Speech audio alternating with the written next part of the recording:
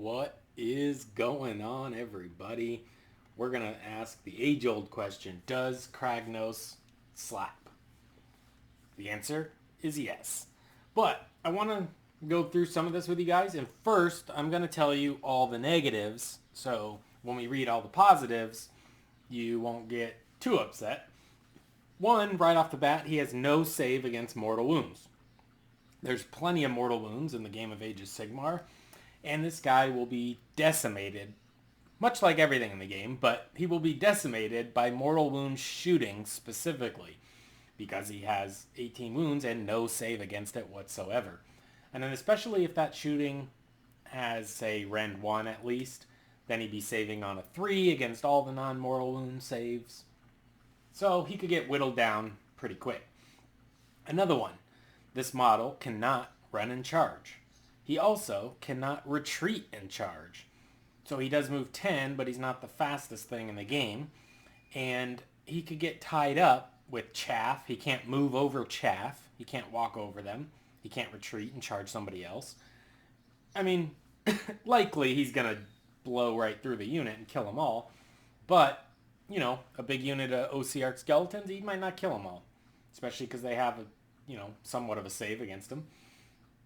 Another thing is he only counts as one model for holding objectives. So he doesn't have like the Sons of Behemoth rule where he counts as a whole bunch of models to hold an objective. So he basically can't hold an objective and he can't steal an objective outside of killing the people on the objective. So with that being said, let's check him out. Move 10, 18 wounds, 2+ save, 10 bravery. The Dread Mace. This is what we all thought the giant weapons would be like, the Mega Gargants, but of course they're just damage 2. 6 attacks, 3+, 2+. He hits on 3s with everything, which is nice, so he's not as susceptible to minuses to hit, like some of the other big models that have 4s to hit, and then they go to 5s when a goblin nets them. Wounds on 2s with everything, which of course is nice. Rend 3, 4 damage. Next attack, 3 attacks. Rend 2, D3 damage. And then the hooves actually start at 6, and they're Rend 1, 2 damage. So that's a pretty mighty profile. The accuracy of this 4 damage, 3 Rend attack is really going to blast through some people.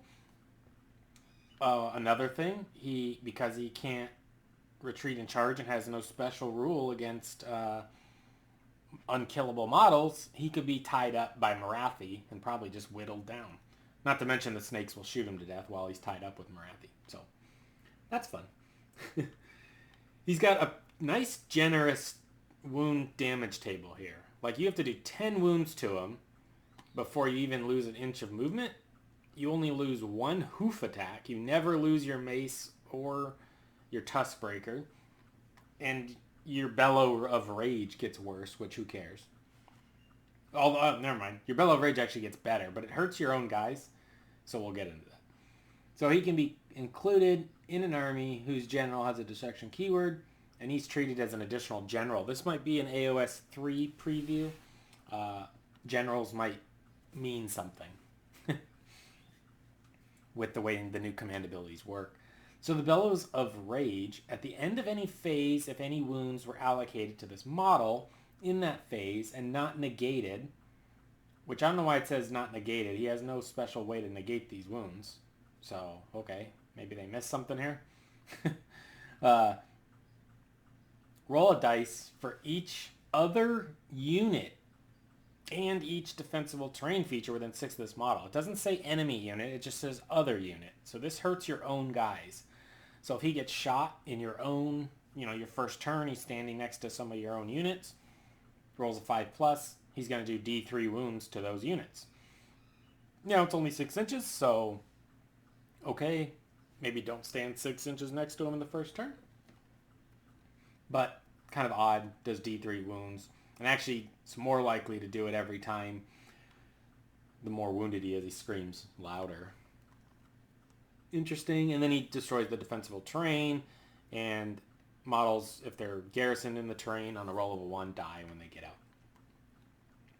Now this one is super specific. Destroyer of the Draconith Empire. You can reroll charge rolls and hit rolls for this model while it is in with 12 of any enemy Star Drakes, Dracos, and Dracolines. Tell me which unit is Drakes. I know Star Drakes is the dragons, Dracos, and Dracolines I think are the cavalry units, like the Evocators on Dracoline or Lord Celestant. But I'm not sure who has the Drake keyword. So if you know who has the Drake keyword, let me know in the comments below. So he's super strong against Stormcast. Stormcast is probably going to get a nice buff here coming up in AOS 3, so you might see a lot of these guys on the battlefield, which is fun for Kragnos to smash them. But Stormcast generally do a lot of mortal wounds, so good luck, Kragnos.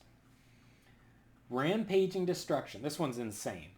After this model makes a charge move, you can either roll 1 dice for each enemy unit within 1, or pick an enemy monster within 1 and roll 2 dice. So if you do a multiple charge against enemy units, every 2+, those units suffer d6 mortal wounds. This guy's going to have a big base. He might be able to hit a few. And a 2+ d6 mortal wounds is very nice. The Mega Gargants I've been playing do it, and it's a little swingy, but when you roll that 4, 5, or 6 mortal wounds just from your charge, the enemy really feels it picking up 5 models. Now this one's insanity. If you pick one monster, roll 2 dice. So if the total is 7, nothing happens. If the total is anything else, you multiply the dice together. So if you roll double 6s, he does 36 mortal wounds on the charge to a monster. Even if you just roll a 6 and a 3, it's 18 mortal wounds. If you roll a 5 and a 5, it's 25 mortal wounds. A 4 and a 4 is 12 mortal wounds. So 7 is the most common result on 2d6. So this one's the most swingy thing you've ever seen. But he could charge, say, Kragnos, if you have Kragnos, and your enemy has Kragnos, and Kragnos charges the Kragnos and rolls a 6 and a 3, the other Kragnos is dead because he has been rampaged. So that's the Tap Dance of Doom. Super swingy, but decimates monsters when it goes off. Basically, if you have a monster and you see Kragnos, try not to let him charge you. But he can't run and charge too, so you could just charge him. So, assuming you can defend yourself against this, who knows? This one is proof to me that GW still seems to have a hard time understanding writing their own rules. I'm not saying I could write better rules, but this one just seems so stupid. Add 1 to the bravery characteristic of destruction units wholly within 12 of this model. Why would the god of earthquakes need units to be wholly within 12 inches of them to get +1 bravery? I'm pretty sure the Screaming Bell in Skaven is +1 bravery if you're within line of sight of it. This guy, who knows what his points are going to be, but clearly he should just give +1 bravery. There should never be a wholly within 12 for his +1 bravery. It's one of the saddest buffs you can give, unless that's a big change in AOS 3. So, I mean, what a waste of time here. This should have said, this model shrugs mortal wounds on a 6 or a 5 or something. But whatever, +1 bravery, wholly within 12, so dumb. I don't know who wrote that, but they should get a day off with pay. And then the shield, each time this model is affected by a spell or an endless spell, roll 3d6.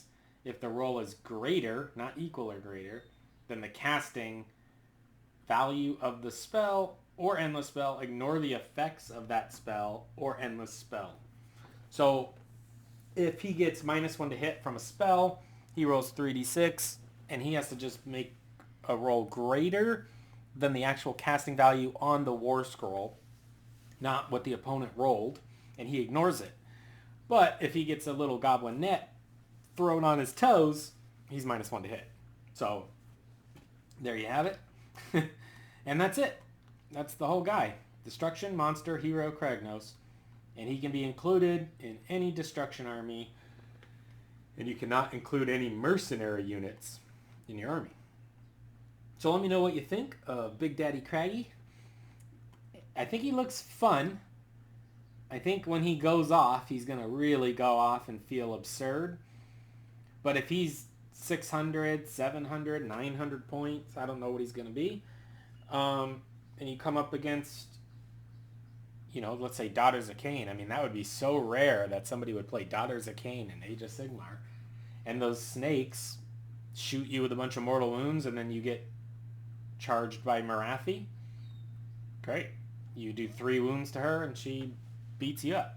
And then you get shot by those snakes again. If you even survive 2 rounds, hero phase and shooting phase of a big block of snakes, if they're running that, massive volume of dice can be put out on him with Rend 1. All kinds of mortal wounds. So he's in this weird spot where his cap of damage is so high, especially if he's fighting, like if he charges a Star Drake. I mean, he could do this 2d6 multiply damage impact plus reroll hit rolls against it. So he would feel insanely powered against something like that. But, if he's just fighting chaff and stuff, yeah, he's going to clear him out, but he can't take the objectives from him. And yeah, there you have it. That's Craggy. End of Empires. Let's find out in the comments below. Do you like him? Do you plan on taking him? I think, of course, like all units, it depends on how many points he's going to be. But he looks like a fun model. If you have any ideas for a third-party, like Reaper Bones style model or something to convert up a Kragnos, I'd love to do that for my giant army, because my whole giant army is third-party. So save a bunch of money that way. And I'll see you in the next one. We got a whole bunch of AdMech videos coming up and a whole bunch of AOS 3 videos coming up. I'm excited about both. So please subscribe if you like AdMech. And if you like AOS 3, I'm going to be playing some AOS 3, a lot more of it. Right now I've just been playing my Giants and AOS 2, trying to get back into the game a bit and having a great time. So thank you very much, guys. See you in the comments.